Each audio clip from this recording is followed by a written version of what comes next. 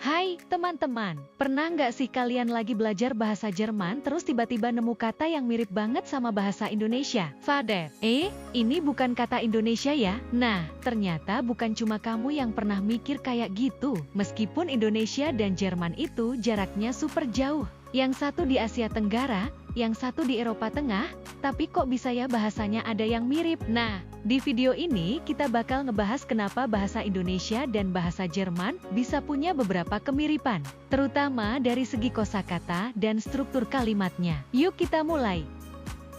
Pertama, kita bahas soal kosakata serapan. Jadi gini, Indonesia pernah dijajah oleh Belanda selama lebih dari 300 tahun. Selama masa itu, banyak banget kata-kata dari bahasa Belanda yang akhirnya masuk ke dalam bahasa Indonesia. Nah, lucunya, bahasa Belanda itu punya banyak kemiripan dengan bahasa Jerman.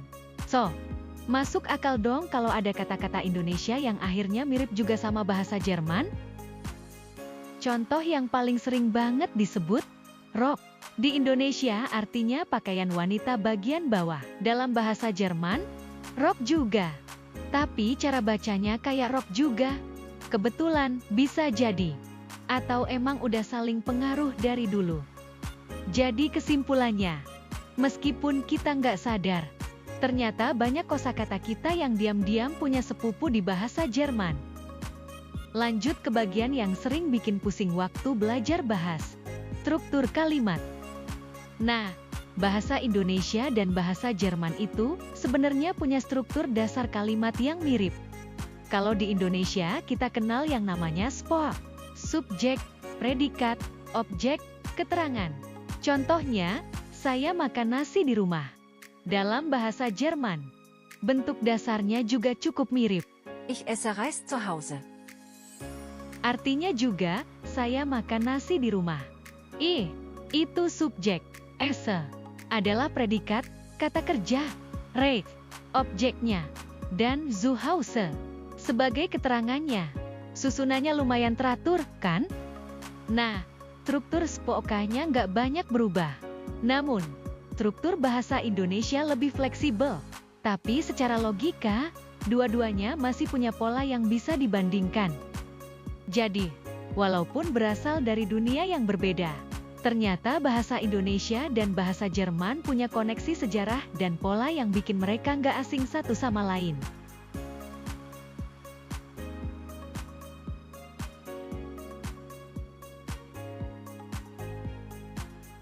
Penyebutan dalam bahasa Indonesia adalah apel. Penyebutan dalam bahasa Jerman adalah Apfel. penyebutan dalam bahasa Indonesia adalah nanas. Penyebutan dalam bahasa Jerman adalah Ananas. penyebutan dalam bahasa Indonesia adalah handuk. Penyebutan dalam bahasa Jerman adalah Handtuch. Penyebutan kata dalam bahasa Indonesia adalah kursus. Penyebutan kata dalam bahasa Jerman adalah Kurs. penyebutan kata dalam bahasa Indonesia adalah kantin. Penyebutan kata dalam bahasa Jerman adalah Kantine. penyebutan dalam bahasa Indonesia adalah koper. Penyebutan dalam bahasa Jerman adalah Koffer. penyebutan dalam bahasa Indonesia adalah rok. Penyebutan dalam bahasa Jerman adalah Rock. penyebutan dalam bahasa Indonesia adalah gratis. Penyebutan dalam Jerman adalah Gratis. penyebutan dalam bahasa Indonesia adalah alergi. Penyebutan dalam bahasa Jerman adalah Allergie. penyebutan dalam bahasa Indonesia adalah bon. Penyebutan dalam bahasa Jerman adalah Bon. penyebutan dalam bahasa Indonesia adalah gelas. Penyebutan dalam bahasa Jerman adalah Glas.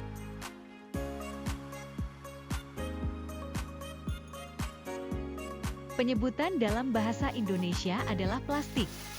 Penyebutan dalam bahasa Jerman adalah Plastik.